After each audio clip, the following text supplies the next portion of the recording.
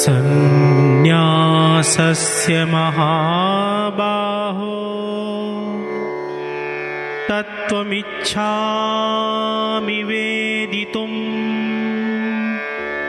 yagasya cha rishikesha prathikeshini shudana.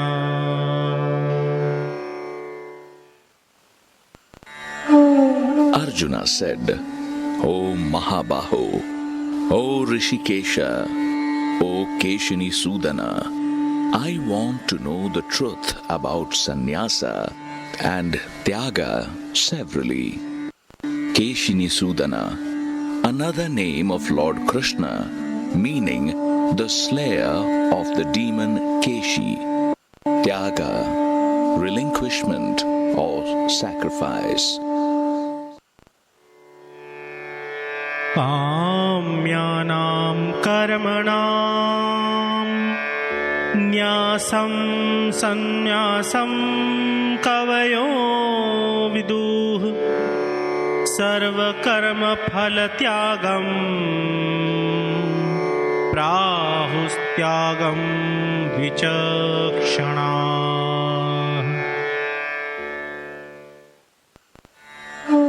Lord Krishna said, the sages consider sannyasa as renunciation of actions done with a desire for its reward, and the wise consider tyaga as sacrificing the fruits of all actions. Yajyam doshavadyeke karma prahurmanishinaha yajnadana tapaha karmana yajyamiti chapare. Some wise men say that all actions should be sacrificed because they are flawed, while some others say that actions like yajna, charity, and austerity must not be sacrificed. Nishchayam shrinu me tatra tyage bharat sattama tyago hi purush vyaghra trividha samprakirtitaha. O Bharata Sattama, first you listen to my final truth about tyaga, because, O Purushvyaghra, there are three types of tyaga.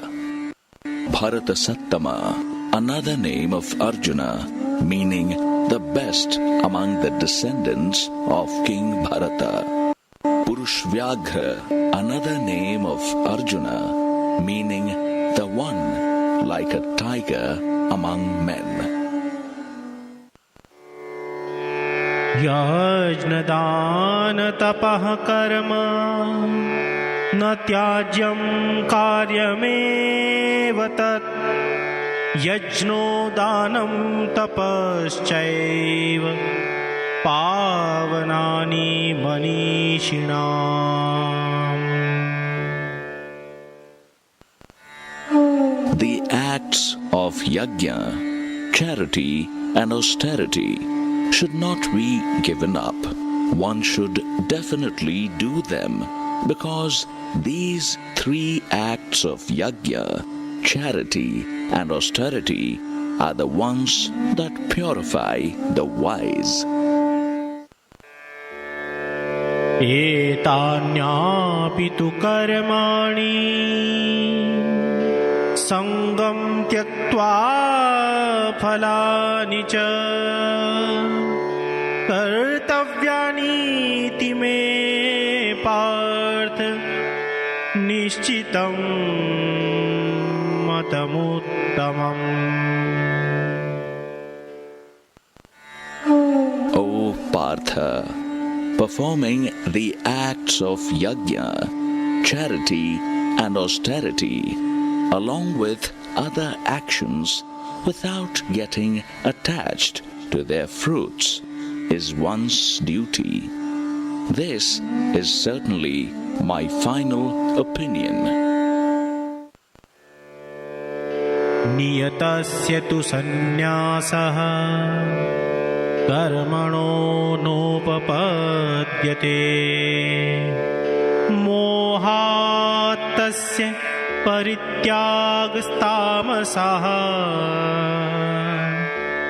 परिकीर्तितः.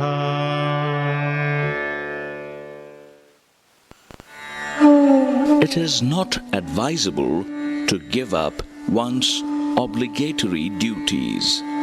Abandoning them out of delusion is considered tamasic.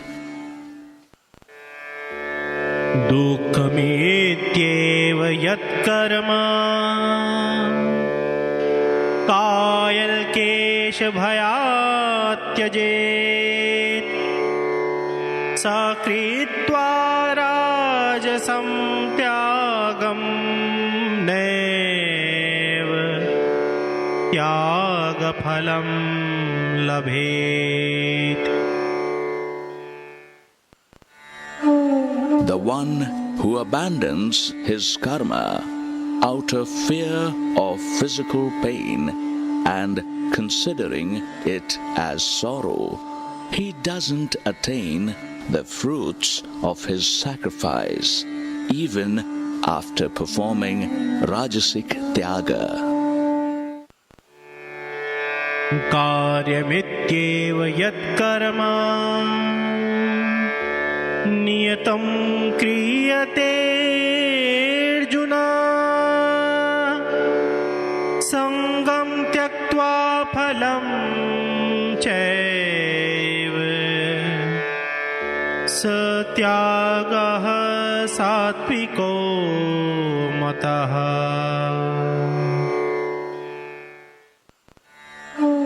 O Arjuna, performing actions while thinking that performing the obligatory actions is one's duty without getting attached to the action and its fruits, this is what is considered as sattvic tyaga.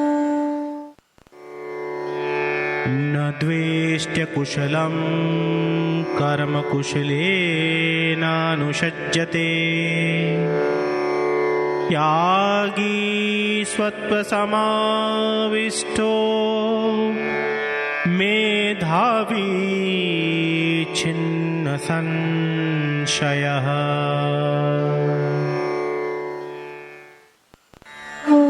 The one who neither hates wrong deeds nor gets attached to righteous deeds, that person, full of sattva, is doubt-free, wise and tyagi. Tyagi, the one who sacrifices.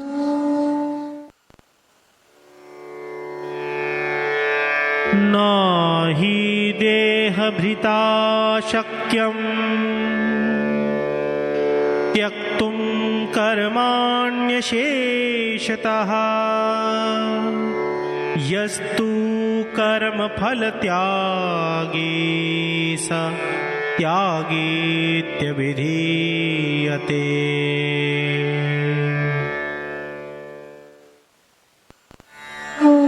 Since it is not possible for an embodied being to give up all activities completely, thus it is said that the one who abandons the fruits of his actions, he is a tyagi in reality. अनिष्टमिष्टं मिश्रं च त्रिविधं कर्मणः फलं भवत्यत्यागिनां प्रेत्य न तु सन्न्यासिनां क्वचित्.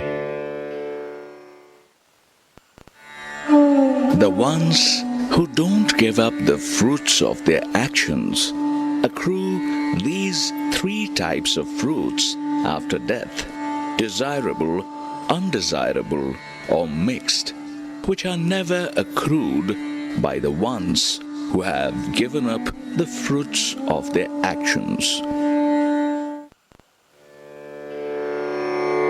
Panchayatani mahabaho karanani nibodhame Samkhye kritante proktani siddhaye sarvakarmanam. O Mahabaho, learn from me in detail about the 5 reasons as described in Samkhya for the accomplishment of all actions. Adhishthānam tatha karta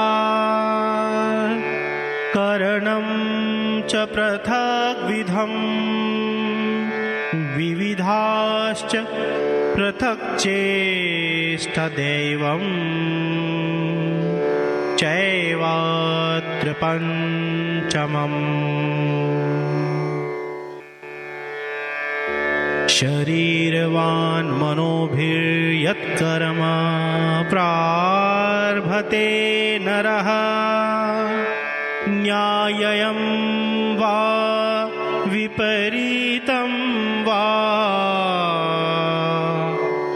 panchayate tasya hetavaha.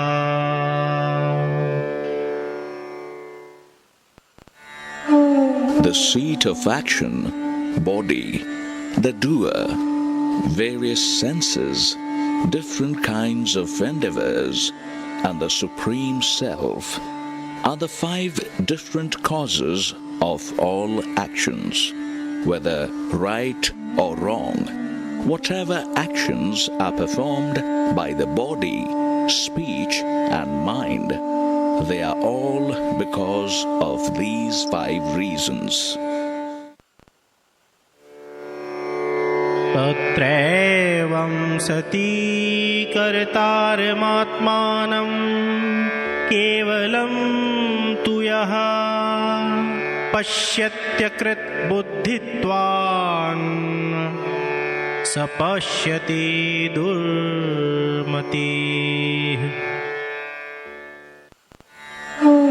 The one with an impure mind who thinks that his self is the doer, such an ignorant person with perverted intelligence doesn't know the reality. Yasya naham krato bhavo buddhir yasya nalipyate atvapi saimam lokan hanti nanibadhyate.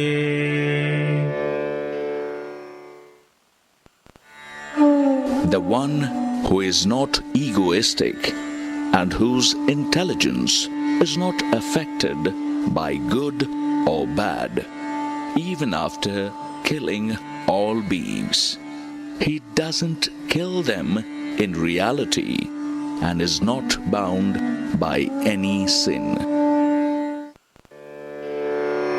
Jnānam jneyam parijnāta trividha karma chodana karanam karma karteti trividha karma samgraha.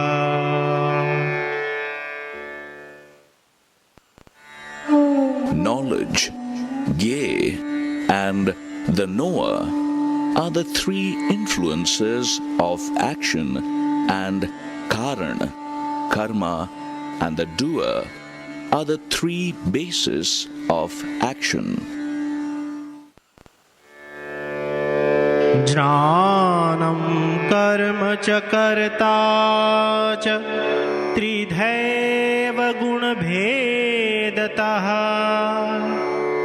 प्रोच्यते गुणसंख्याने यथावच्छृणु तान्यपि.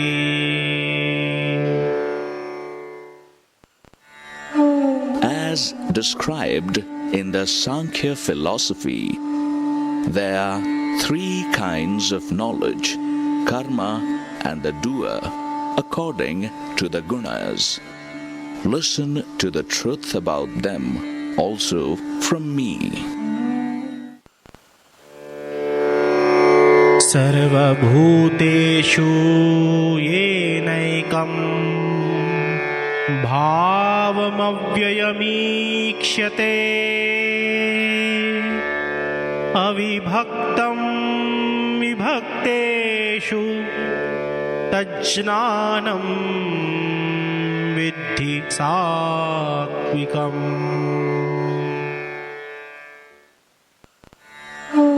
The knowledge through which one indestructible Supreme Soul can be seen in all beings. Know that knowledge to be sattvic.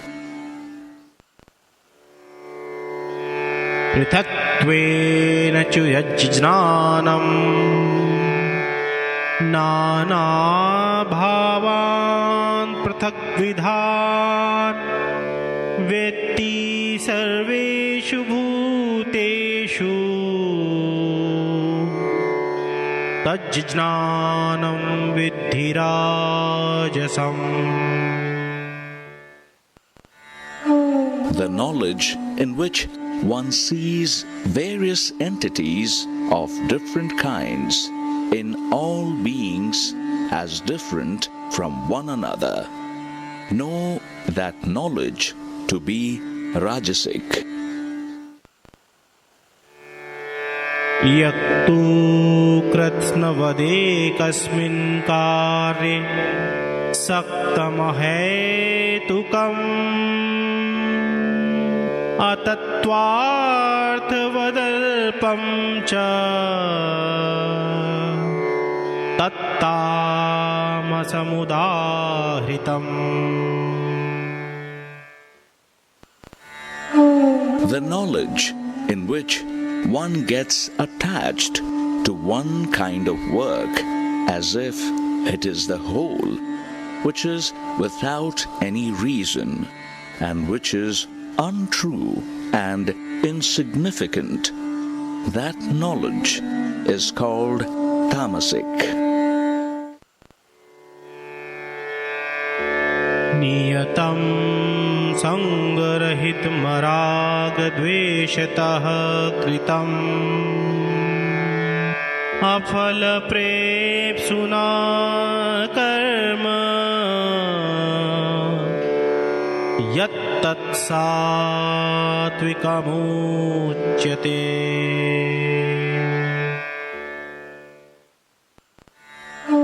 The actions that are done according to the Vedic rituals without any feeling of doership, attachment or aversion by those who seek no return, that action is called sattvic. यक्तु कामेप्सुना कर्मा साहंकारेण वा पुनः क्रियते बहुलायासं तद्राजसमुदाहृतम्.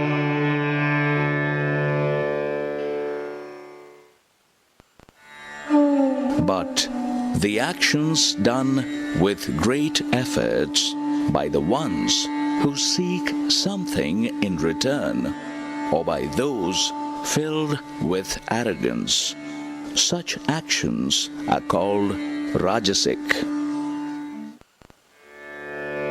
अनुबन्धं क्षयं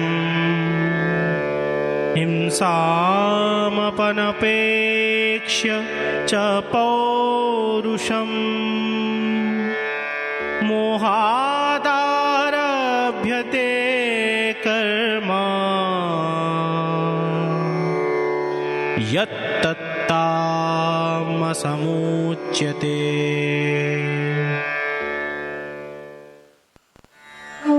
The actions undertaken in delusion with considering its consequences, loss, injury, and one's own ability, such actions are called tamasic.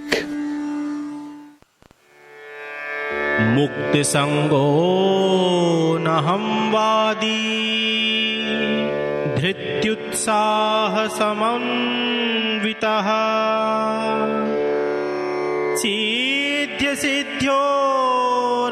सिद्ध्यसिद्ध्योर्निर्विकारः कर्ता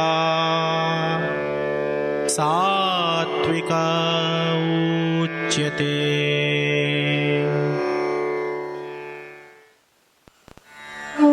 The doer, who is free from attachment and ego, full of patience and enthusiasm, and unaffected by success or failure, he is known as sattvic.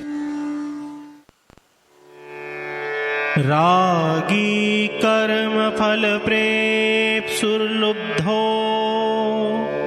हिंसात्मको शुचिः हर्षोकान्वितः कर्ता राजसः परिकीर्तितः. The doer, who is full of attachment, desirous of the fruits of action, greedy, violent, impure, and easily affected by joy and sorrow, he is known as rajasic. अयुक्तः प्राकृतः स्तब्धः शठो नैकृतिकोलसः विषादी दीर्घसूत्री च कर्ता तामसा उच्यते.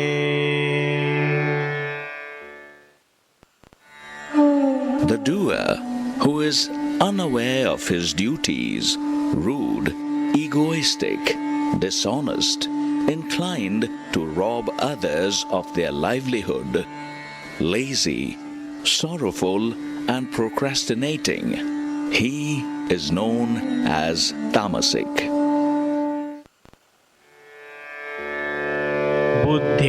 बुद्धेर्भेदं घृतेश्चैव गुणतस्त्रिविधं शृणु प्रोच्यमानमशेषेण पृथक्त्वेन धनञ्जय.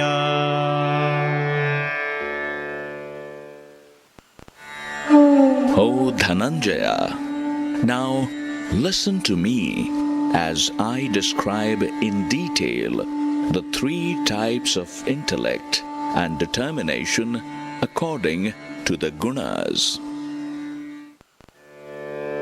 प्रवृत्तिं च निवृत्तिं च कार्याकार्ये भयाभये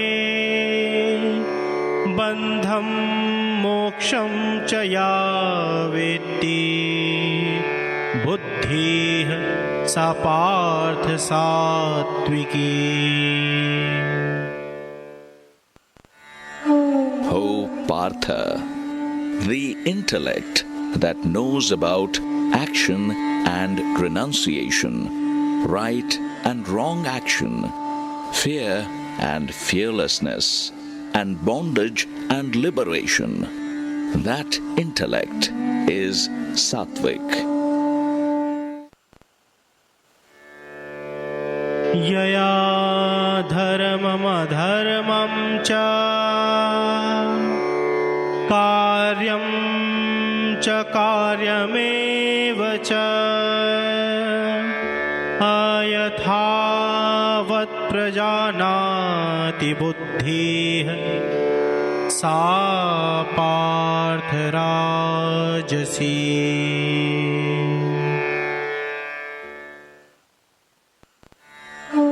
O Partha, the intellect through which a person doesn't know dharma and adharma, and right action and wrong action, that intellect is called rajasic. अधर्मं धर्ममिति या मन्यते तमसा व्रता सर्वार्थान् विपरीतांश्च बुद्धिः सा पार्थ तामसी.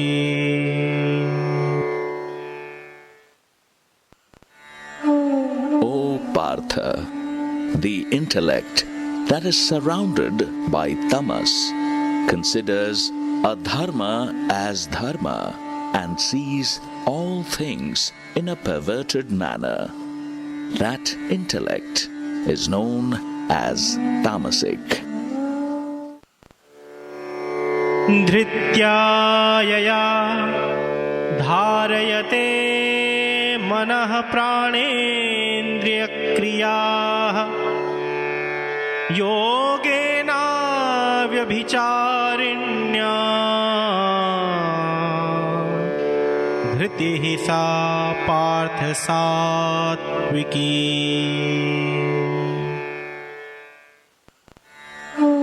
O Partha, the unwavering perseverance developed through which a man regulates the functions of the mind, prana, and the senses with the help of yoga, that perseverance is called sattvic.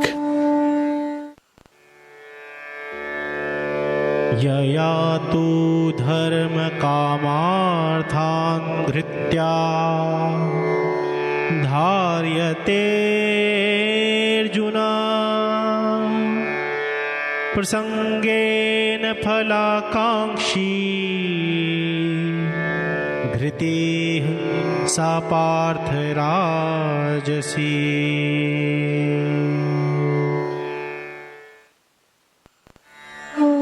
O Arjuna, the perseverance through which a person attached to the fruits regulates dharma, worldly possessions and desires, O Partha, that perseverance is called rajasic.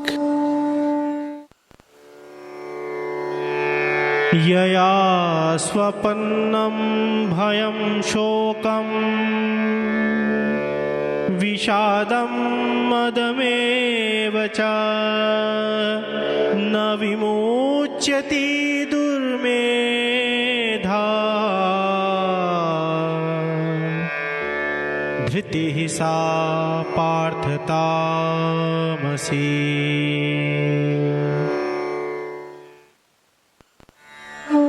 O Partha, the perseverance through which a foolish person doesn't sacrifice sleep, fear, grief, despondency, and excessive ego, that perseverance is called tamasic.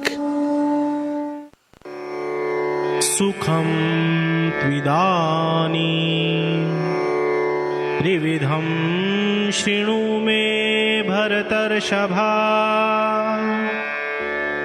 अभ्यासाद्रमते यत्र दुःखान्तं च निगच्छति यत्तत्क्रे विषमिव परिणामे मृतोपमम् तत्सुखं सात्विकं प्रोक्तमात्मबुद्धिप्रसादजम्. O Bharatarshava, now you listen from me about the three types of happiness. The happiness through which a person finds enjoyment in singing praises, meditation and service, and through which his sorrows come to an end. The happiness which is like poison in the beginning, but becomes like an elixir of life in the end. That happiness originating from a spiritual state of mind is called sattvic. विषयेन्द्रिय संयोगाद्यत्तद्ग्रे मृतोपमम् परिणामे विषमिव तत्सुखम् राजसंस्मृतम्. The happiness that is obtained coincidentally along with the sensory objects, it first appears like the elixir of life, but becomes like poison in the end. Such happiness is called rajasic. यदग्रे चानुबन्धे च सुखं मोहनमात्मनः निद्रालस्य प्रमादोत्थम् तत्तामसमुदाहृतम्. The happiness that deludes one's self in the beginning and at the end, that happiness originating from sleep, laziness and miscomprehension is called tamasic. न तदस्ति पृथिव्यां वा दिवि देवेषु वा पुनः सत्त्वं प्रकृतिजैर्मुक्तम् यदेभिः स्यात्त्रिभिर्गुणैः. There is nothing on this earth, in the heaven, among the devas or anywhere else that is free of these three gunas of Prakriti. ब्राह्मण क्षत्रिय विशां शूद्राणां च परन्तप कर्माणि प्रविभक्तानि स्वभाव प्रभवैर्गुणैः.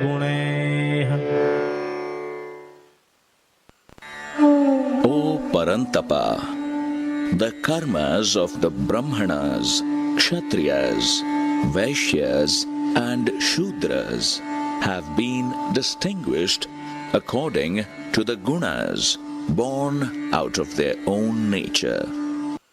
Kshatriyas, the warrior class; Vaishyas, the merchant class; Shudras, the labor class. शमोदमस्तपः शौचं क्षान्तिरार्जवमेव च ज्ञानं विज्ञानमास्तिक्यं ब्रह्मकर्म स्वभावजम्.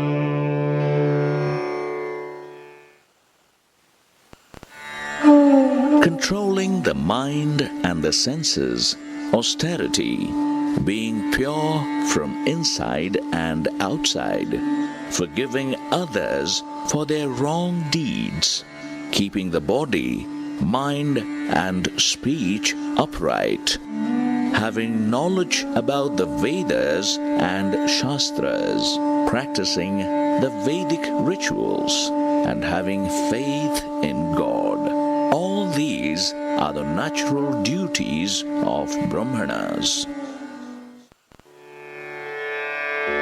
शौर्यं तेजोघृतिर्दाक्ष्यं युद्धे चाप्यपलायनं दानमीश्वरभावश्च क्षत्रकर्म स्वभावजम्.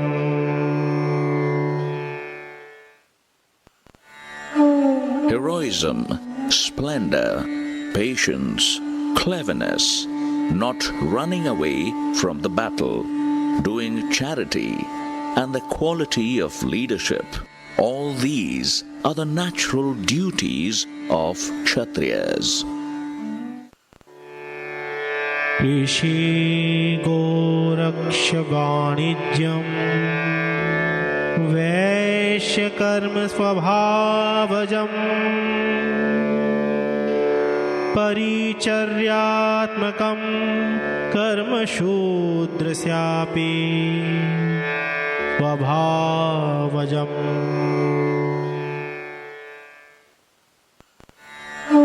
Farming, taking care of cattle and doing business. All these are the natural duties of Vaishyas, and to serve others is the natural duty of Shudras. स्वे स्वे कर्मण्यभिरतः संसिद्धिं लभते नरः स्वकर्मनिरतः सिद्धिं यथा विन्दति तच्छृणु.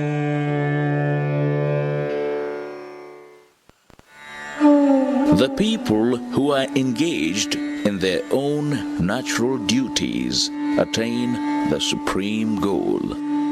Listen from me that how does the one engaged in his own duties attains perfection. यतः प्रवृत्तिर्भूतानां येन सर्वमिदं ततं स्वकर्मणा तमभ्यर्च्य सिद्धिं विन्दति मानवः. The Supreme Soul, from whom all the beings are born, and that which pervades this entire universe, people attain perfection by worshipping that Supreme Soul through their natural duties.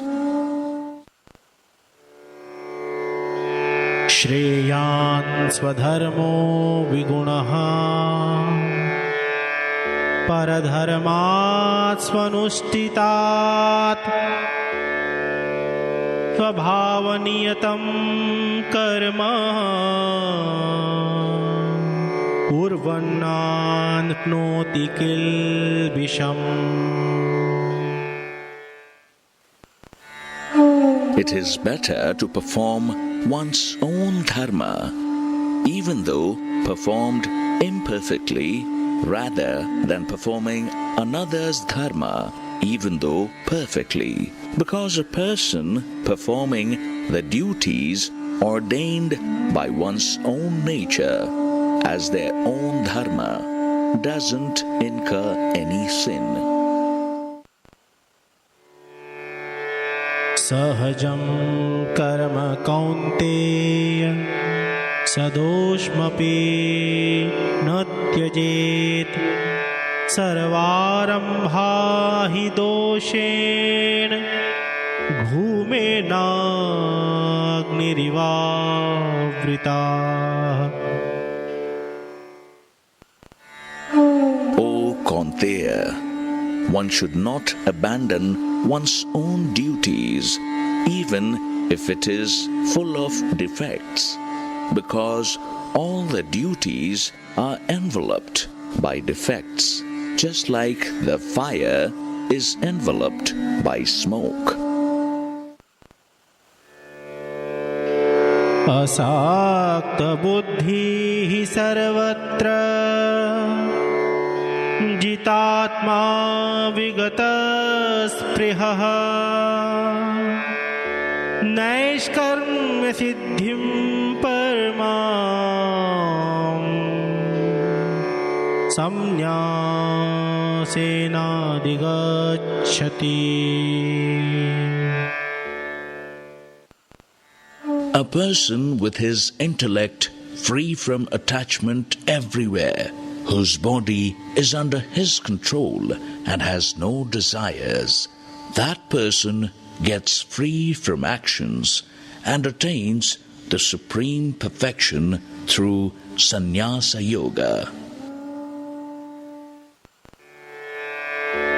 सिद्धिं प्राप्तो यथा ब्रह्म तथाप्नोति निबोध मे समासेनैव कौन्तेय निष्ठा ज्ञानस्य या परा. O Kaunteya, listen from me about that supreme state of knowledge through which Brahma is attained by the one who has reached perfection. बुद्धया विशुद्धया युक्तो धृत्यात्मानं नियम्य च शब्दादीन् विषयान् त्यक्त्वा रागद्वेषौ युधस्य च विविक्तसेवी लघ्वाशि यतवा कायमानसाः ध्यानयोगपरो नित्यम् वैराग्यं समुपाश्रितः. अहंकारं बलं दर्पं कामं क्रोधं परिग्रहं विमुच्य निर्ममः शान्तो ब्रह्म भूयाय कल्पते.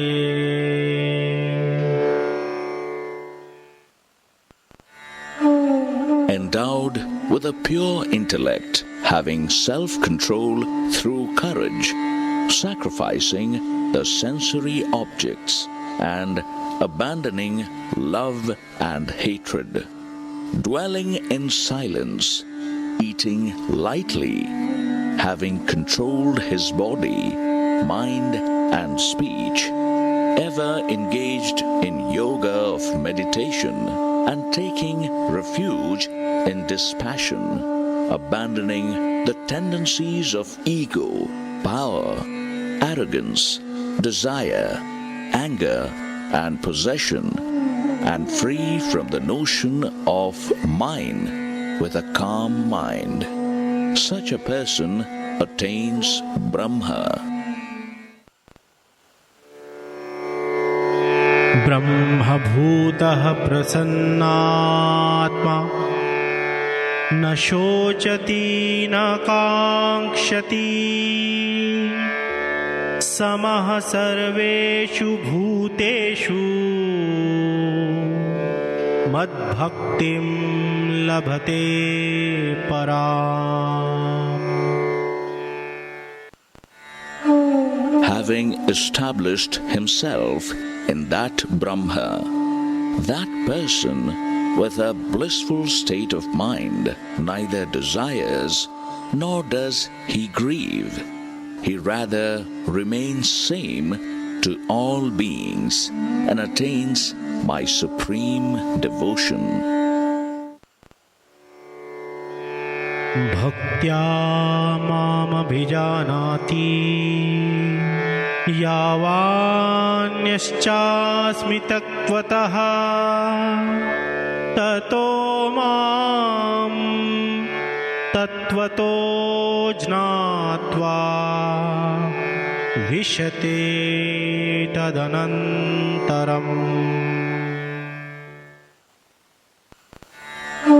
Through that supreme devotion, one understands in reality about who and what I am, and having understood this, he immediately merges in me. Sarvakarmanyapi sada kurvano madvyapashrayaha matprasadadavapnoti shashvatam padamavyayam.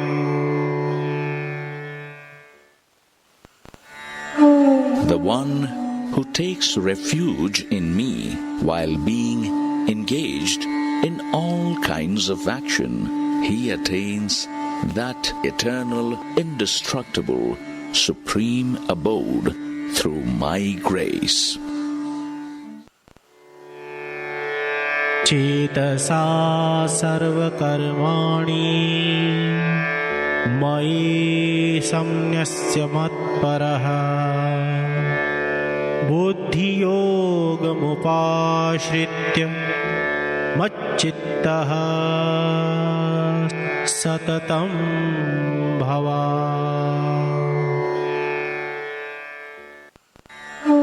Having surrendered all your actions to me through your mind, taking refuge in Buddhi Yoga, and having me as the highest goal, always fix your mind on me.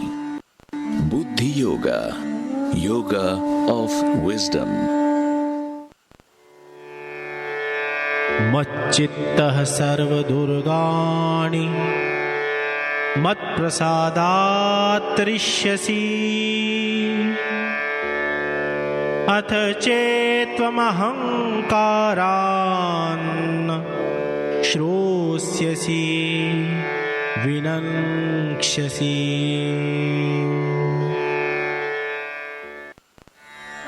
Having fixed your mind on me, you will overcome all obstacles through my grace. And if you don't listen to me because of your ego, then you shall be destroyed. Yadahankaramashritya nayotsyaiti manyase mithyesha vyavasayaste prakritistvam niyokshati.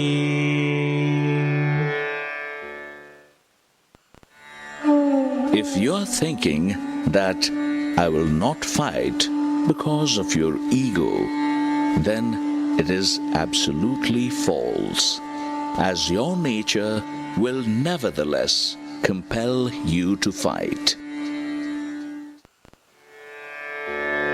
Abhavajena kaunteya nibaddhaha svena karmana kartum nechasi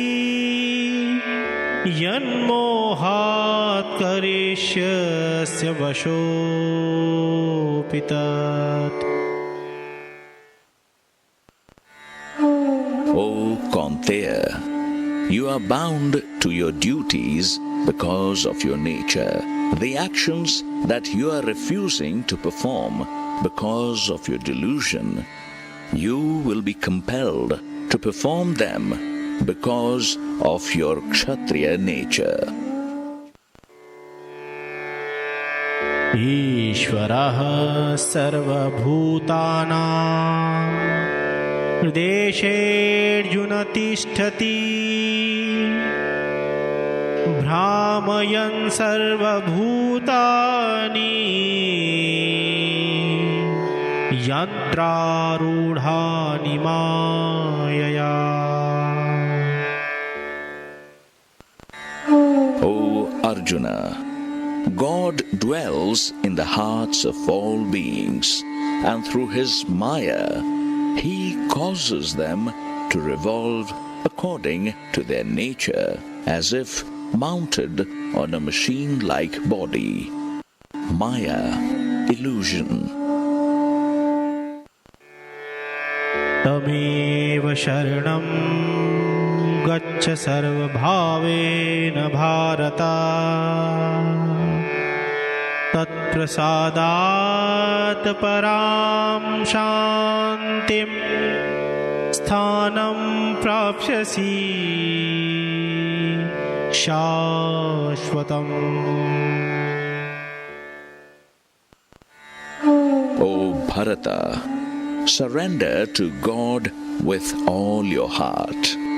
You will attain the supreme peace and the eternal supreme abode by his grace.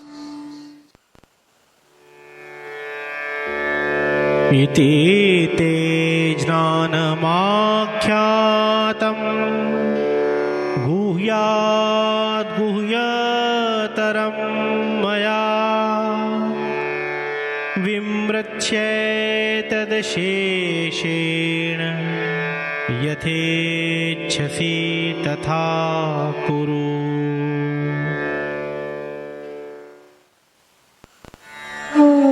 Thus I have revealed to you this most profound secret of all secret knowledges.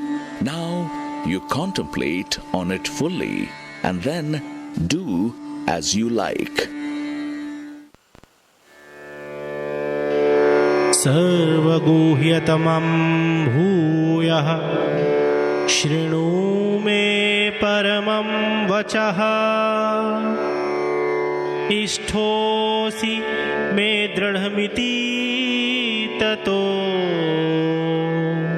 वक्ष्यामि ते हितम्. Now listen to the most secret and my supreme word once again.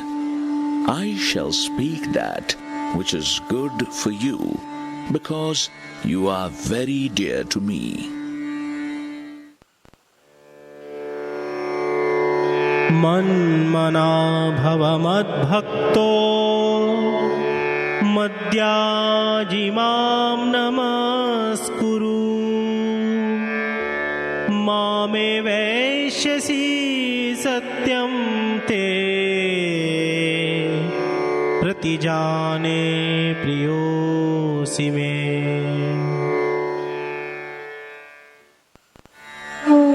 Fix your mind on me. Be devoted to me.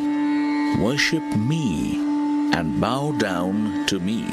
By doing so, you shall attain me. This I promise you truly, because you are very dear to me. सर्वधर्मान् परित्यज्य मामेकं शरणं व्रज अहं त्वा सर्वपापेभ्यो मोक्षयिष्यामि मा शुचः. Abandon all dharma and take refuge in me. I shall liberate you of all sins. Do not grieve. Idam te natpaskaya na bhaktaya kadachana न चाशुश्रूषवे वाच्यं न च मां योऽभ्यसूयति.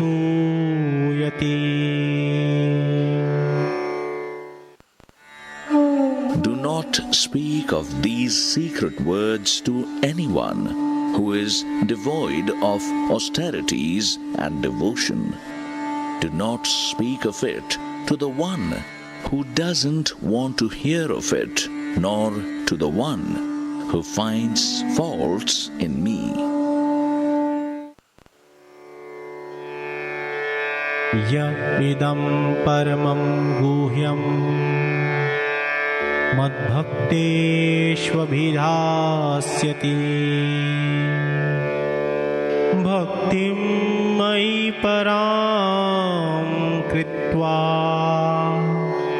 मामेवैष्यत्य संशयः.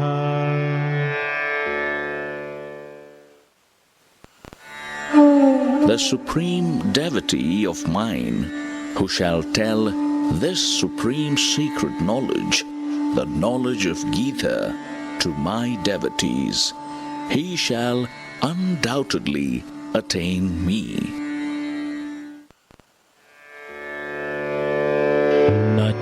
तस्मान् मनुष्येषु कश्चिन्मे प्रियकृत्तमः भविता न च मे तस्मादन्यः प्रियतरो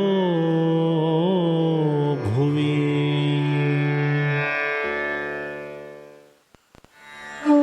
There is no one dearer to me than such a person, and nor will there be anybody dearer to me in this world. Adhishyate chaya imam dharmyam samvadamavayoh Jñāna yajnena tenahamishtah syamiti me matih. I shall be worshipped through the yajna of wisdom by the one who studies this sacred dialogue of ours. Such is my opinion. श्रद्धावान नसूयश्च शृणुयादपि यो नरः सोऽपि मुक्तः शुभान् लोकान् प्राप्नुयात् पुण्यकर्मणाम्. The one who just listens to this holy Gita with devotion while being free from hatred, he will be liberated from all sins and shall attain the auspicious worlds of those who have performed righteous deeds. कच्चिद्देतच्छ्रुतं Partha त्वैकाग्रेण चेतसा कच्चिदज्ञानसम्मोह प्रनष्टस्ते Dhananjaya.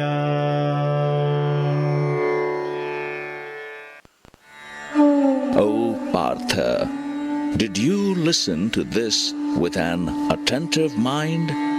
O Dhananjaya, has your delusion caused by ignorance been destroyed?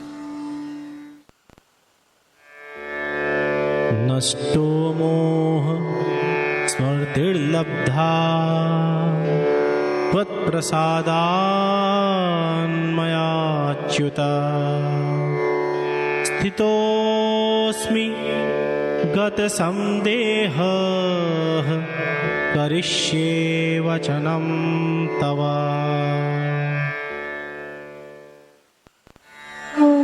Arjuna said, O Achyuta, my delusion is destroyed, and I have regained my memory by your grace.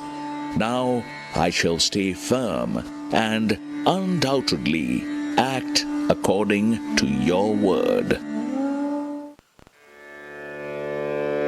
Ityaham vasudevasya parthasya cha mahatmanaha samvadamimam ashroshamadbhutam romaharshanam.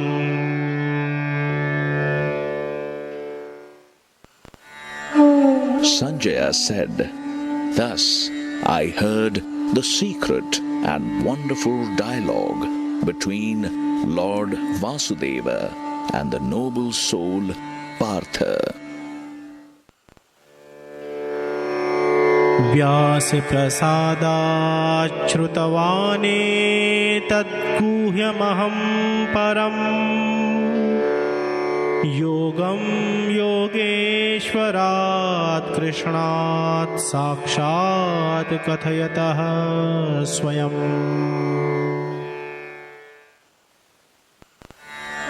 Through the grace of Vyasa, I got the divine sight and heard this supreme mystery of yoga directly from Yogeshwara, Lord Krishna himself. Rajan samsmritya samvadamim adbhutam keshavarjunayoha punyam hrishyami cha muhurmuhuh.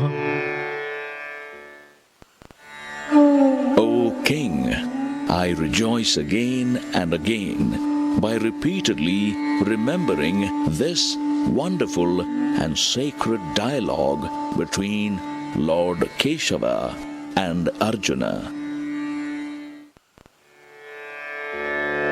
Tacha samsmritya rupamatyadbhutam hareha vismayo me mahan rajan hrishyami cha punah punah.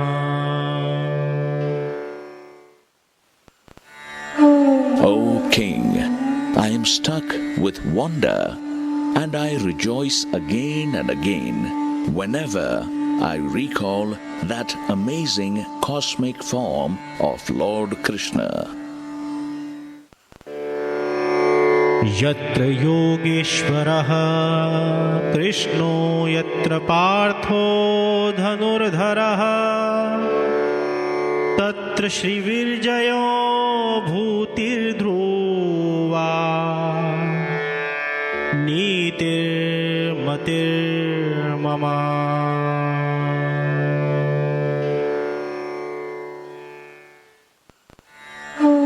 O King, wherever there is Yogeshwara, Lord Krishna, and the archer Partha, there will also certainly be prosperity, victory, wealth, and justice.